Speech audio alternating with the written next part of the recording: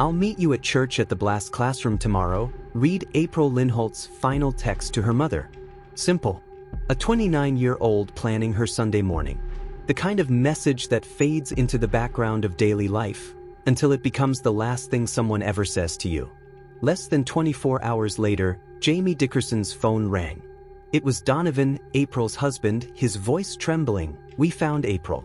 She wasn't breathing, and she's in the ambulance on the way to the hospital." Jamie rushed to Southern Hills Hospital, her heart pounding. She couldn't make sense of it. Her healthy daughter had texted her just hours before. When Jamie arrived at the hospital, what she saw haunted her instantly. April was on life support, her body telling a different story than the suicide attempt explanation. Bruises marked her wrists, neck, ankles, and thighs. Broken blood vessels scattered across her cheeks. Police reported finding April in her bathroom with a plastic bag secured tightly over her head with duct tape. They suspected self-harm, a desperate act of someone who wanted to end their life. But Jamie knew her daughter. She knew April's plans, her determination to build a better future. The mother's instinct screamed at her, this wasn't suicide. Someone had deliberately put that bag there. The Metropolitan Nashville Police Department closed April's case in November 2023.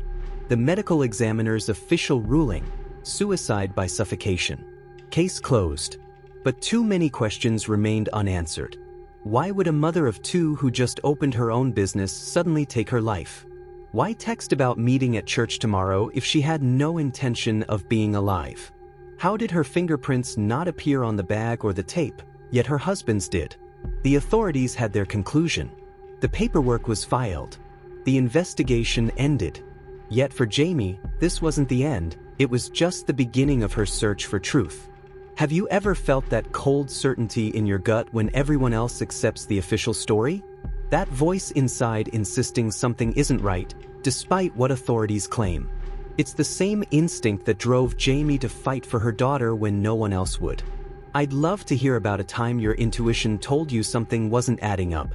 Share your experience in the comments below. If this story of a mother's determination resonates with you, please hit that like button. And subscribe to Psycho Crimes for more cases where the official narrative doesn't tell the whole story and the lessons that might one day save a life. April Holt filled her TikTok with light. At 29, the mother of two had built a following of over 200,000 people who tuned in for her authentic charm, practical beauty tips, and glimpses into her life in Antioch, Tennessee. Her videos showcased a woman who radiated warmth, often featuring playful moments with her 12-year-old daughter and 8-year-old son. To her followers, April was the friend next door who somehow made everyday life look beautiful. Her comment sections overflowed with heart emojis and messages from women who saw themselves reflected in her, a young mom navigating life's complexities with grace and humor.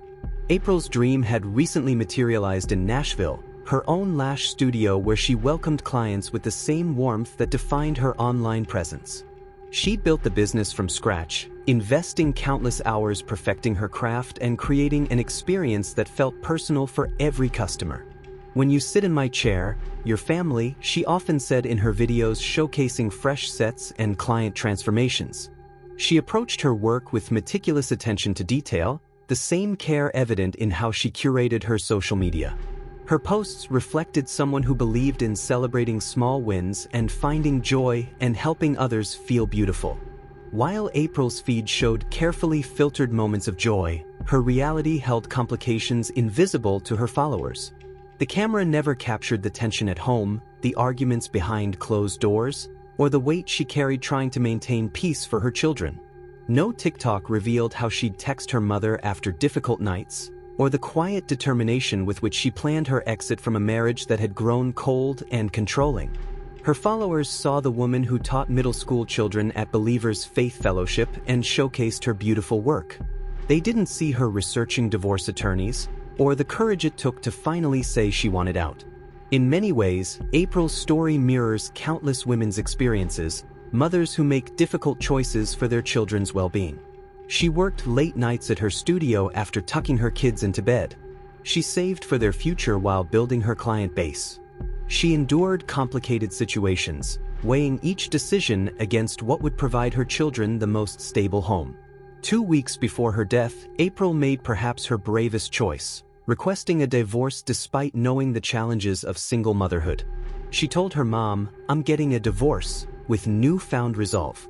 This wasn't impulsive, it was a mother's calculated decision to create a healthier environment for the two people who mattered most. April and Donovan Holt's marriage held complexities that never appeared in her cheerful TikTok posts. At 33, Donovan was 4 years her senior, and according to family members, he maintained a possessive attitude toward April that intensified over time. Jamie Dickerson described her son-in-law's behavior. He had an obsession with April. "You see these movies where they love somebody so much that they're willing to do literally anything. I think that was him." Their 7-year-old son often witnessed arguments between his parents. While these disputes typically happened behind closed doors, the raised voices carried through their Antioch home. Friends noted how April would become quieter when Donovan entered the room, her natural vibrancy dimming slightly. The power dynamic in their relationship became increasingly apparent to those closest to April. She made fewer independent decisions, frequently checking with Donovan before committing to plans, even simple coffee dates with friends. This wasn't April's first attempt to leave her marriage. According to her mother, there had been previous separations that revealed concerning patterns in Donovan's behavior. She'd left him before, Jamie explained, and he would sleep outside of her apartment. He would sleep in her car if it was unlocked. During these separation periods, Donovan's persistence crossed boundaries. He would appear unexpectedly at places April frequented. He'd send dozens of messages that alternated between apologies and accusations. He'd contact her friends and family to check on her when she established distance. Those closest to April noted how these behaviors wore her down. Each time she attempted independence, the emotional toll of Donovan's reactions eventually led her back home. She worried about stability for her children and the practical realities of single motherhood.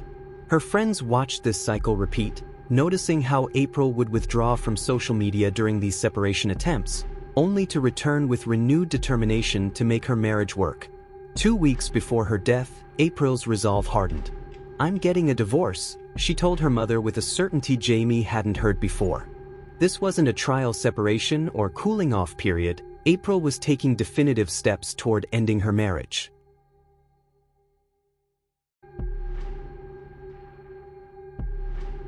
What made this attempt different was April's preparation. She had consulted with a divorce attorney. She was setting aside money. She had begun documenting aspects of her home life. Most tellingly, according to friends, she was making plans that extended months into the future, plans that didn't include Donovan. Donovan seemed to recognize the shift in her determination. In the week before April's death, he pawned his wedding ring, a detail that would later raise questions during the investigation. April told her best friend, "This time I'm not going back. The kids deserve better than walking on eggshells." She had scheduled an appointment to look at apartments. Her path forward was clear, deliberate, and final. How many people in your life might be suffering silently in toxic relationships?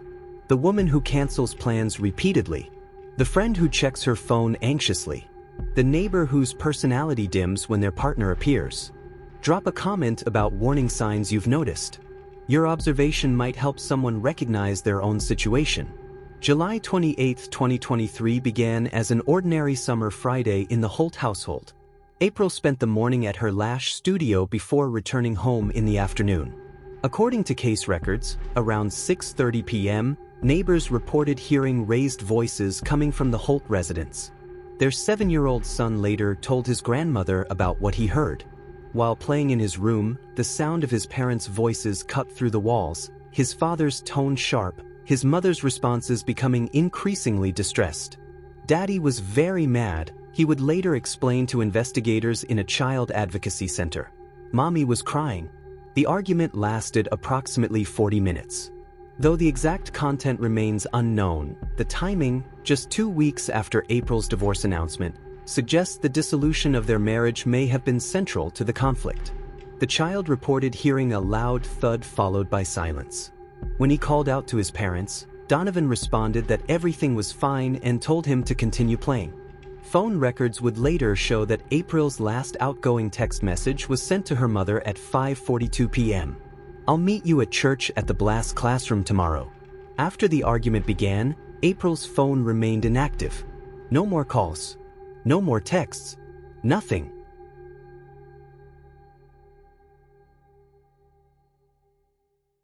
The next morning, July 29th, Donovan told their son that April was still sleeping and shouldn't be disturbed. According to case documents, the household maintained an unusual quiet throughout the early hours. 30 a.m., Donovan prepared breakfast for their son but made no plate for April. When the child asked about his mother, Donovan suggested she might not be feeling well.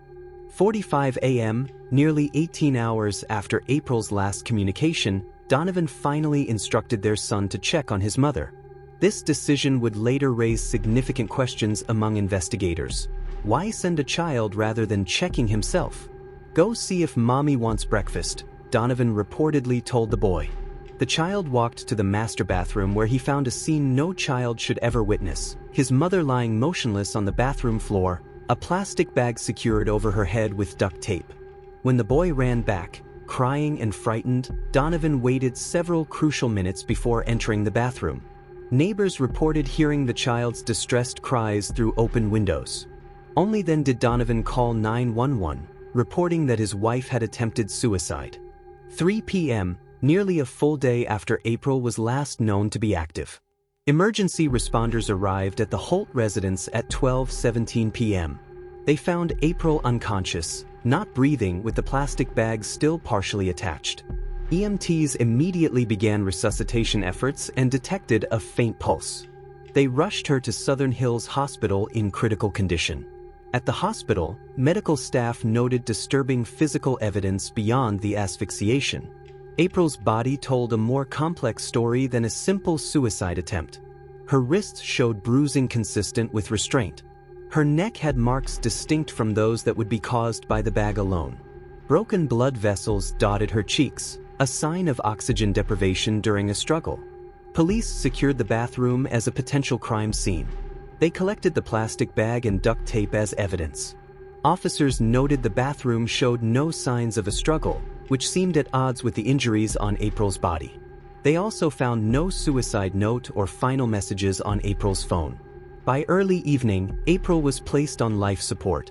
Doctors informed the family her brain had been deprived of oxygen for too long. The prognosis was grim.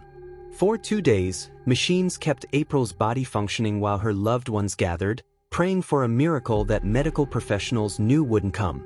Jamie Dickerson observed her son-in-law closely during those hospital hours.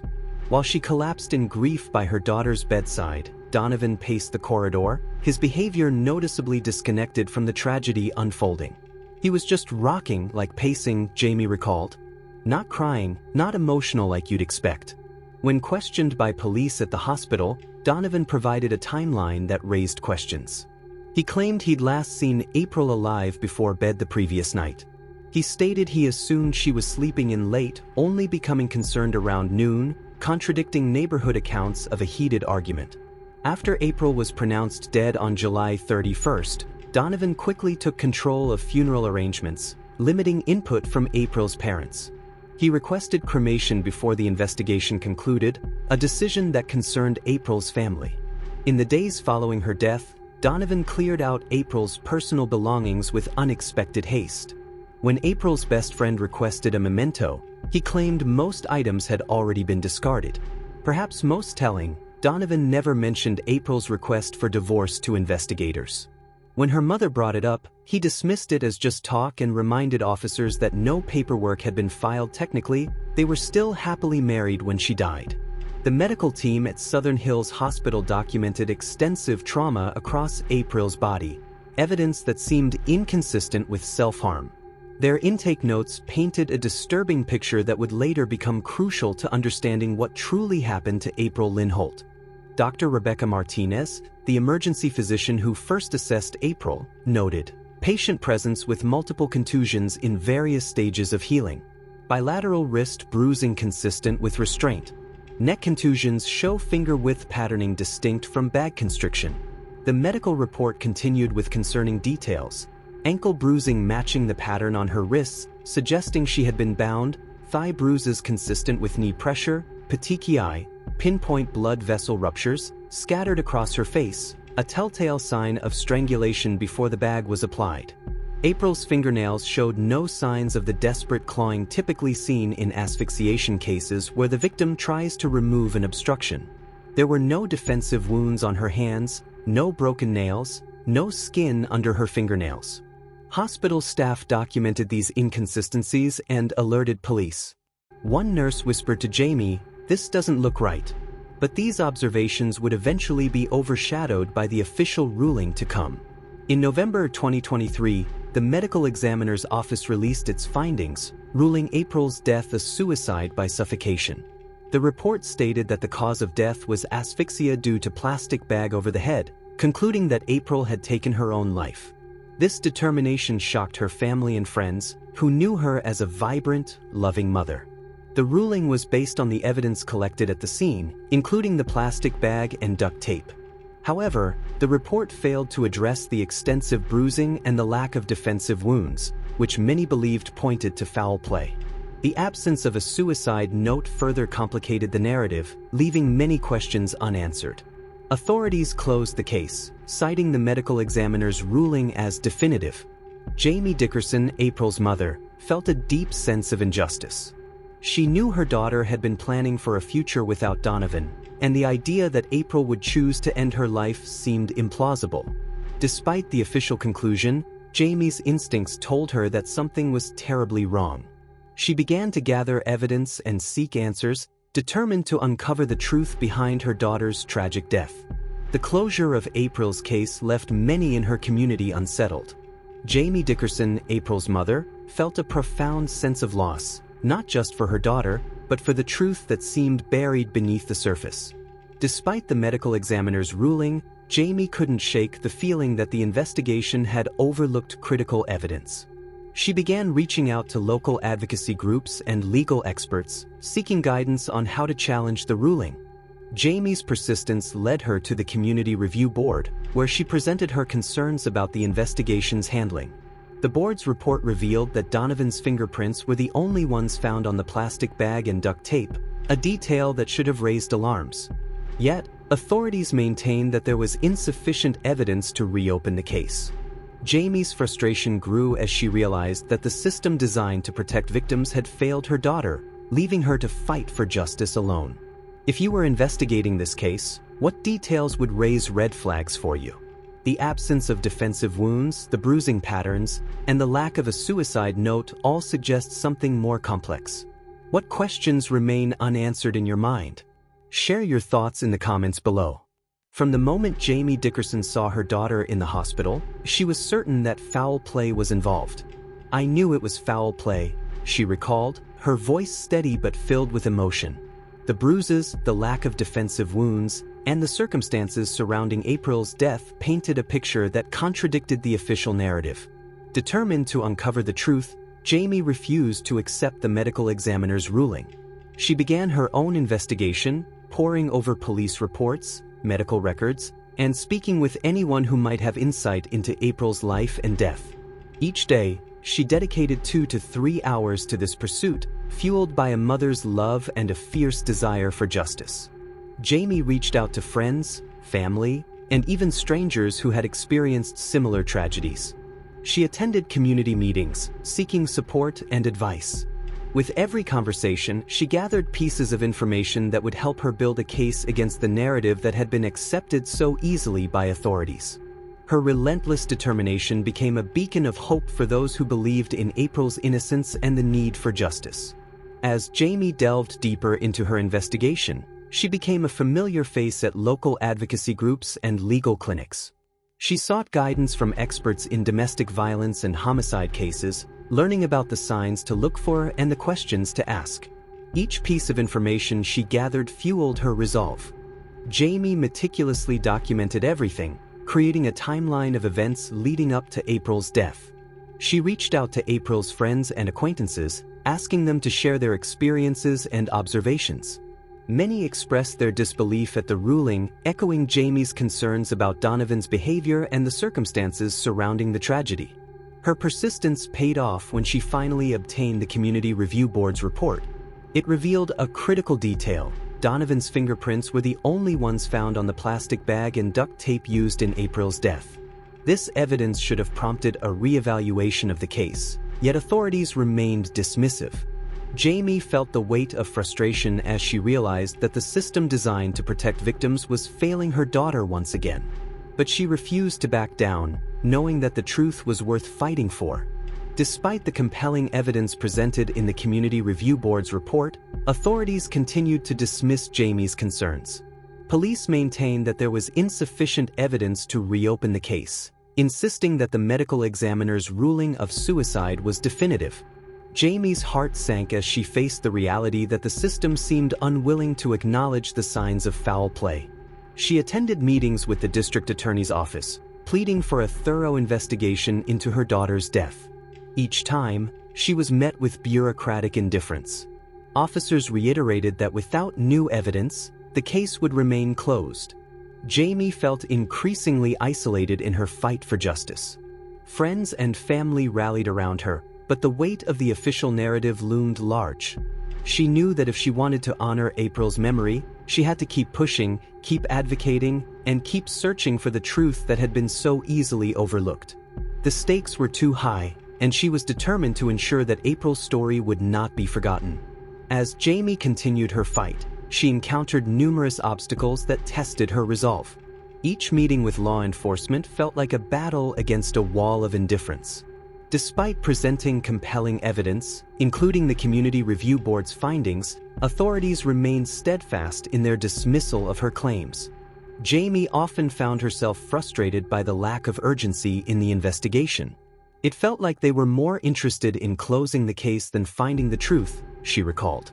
The emotional toll weighed heavily on her, but she refused to let it deter her. Determined to keep April's memory alive, Jamie turned to social media, sharing her daughter's story and the inconsistencies in the investigation. She connected with other families who had faced similar struggles, creating a network of support.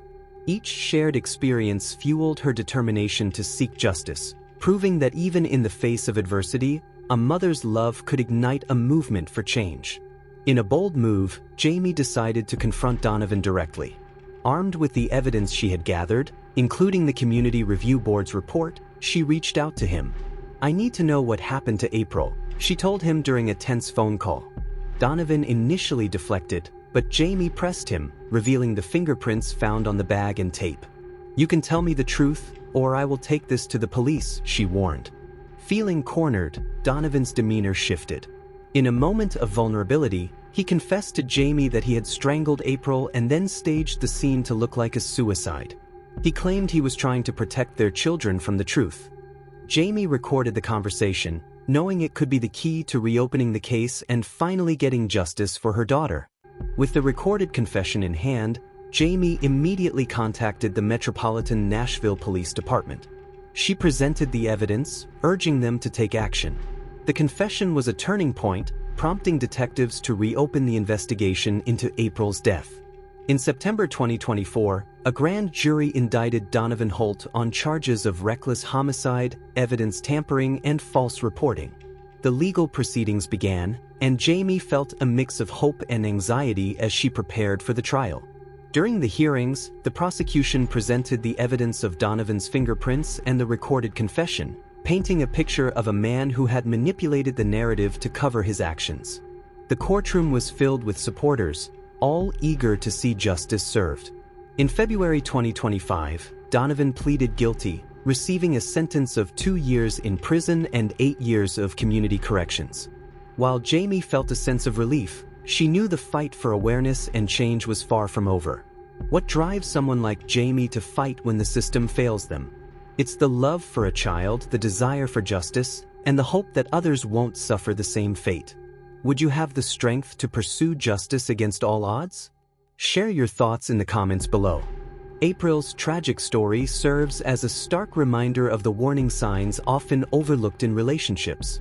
Many individuals find themselves in controlling situations where emotional manipulation can escalate into something far more dangerous. Recognizing these signs early can be crucial in preventing similar tragedies. One significant red flag is isolation. If a partner discourages friendships or family connections, it can create a dangerous environment where the victim feels trapped. April's experience of withdrawing from social interactions during her attempts to leave Donovan is a common pattern in abusive relationships. Another warning sign is possessiveness. Donovan's obsessive behavior, sleeping outside April's apartment and constantly checking her whereabouts, indicates a lack of respect for her autonomy. This possessiveness can often be disguised as love, making it difficult for victims to recognize the danger. Additionally, frequent arguments and emotional volatility can signal deeper issues. The heated argument heard by their son on July 28 was not an isolated incident but part of a troubling pattern. Understanding these signs can empower individuals to seek help before it's too late, ensuring that they prioritize their safety and well-being. The period following a divorce announcement can be particularly dangerous. Many victims, like April, may find themselves at heightened risk during this time. It's crucial to have a safety plan in place, including a trusted support network and resources for legal assistance. Documentation is another vital step. Keeping records of any threatening behavior, messages, or incidents can provide essential evidence if the situation escalates. April's decision to consult a divorce attorney and document her experiences was a proactive measure that could have helped her in the long run. Additionally, seeking professional help can be invaluable.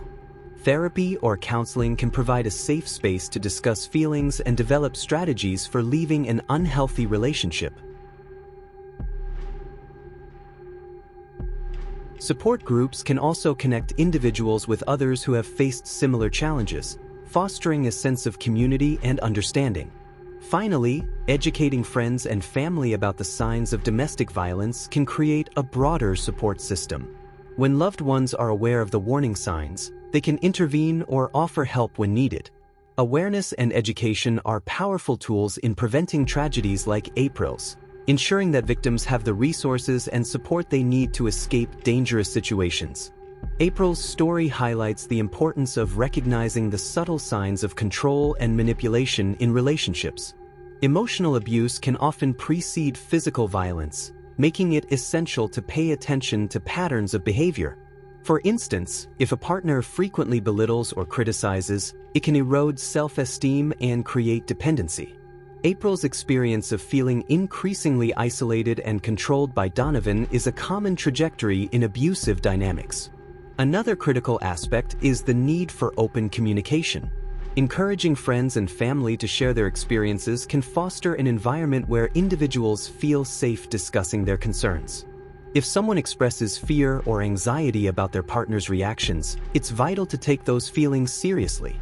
Creating a culture of support and understanding can empower victims to seek help before situations escalate. Ultimately, awareness, education, and community support are key in preventing domestic violence. By recognizing the signs and taking proactive steps, individuals can protect themselves and others from potential harm. In addition to recognizing warning signs, it's crucial to understand the resources available for those in potentially dangerous situations. Hotlines and local shelters can provide immediate assistance and safety planning. The National Domestic Violence Hotline, for example, offers confidential support 24/7, helping individuals navigate their options. Creating a safety plan is another essential step.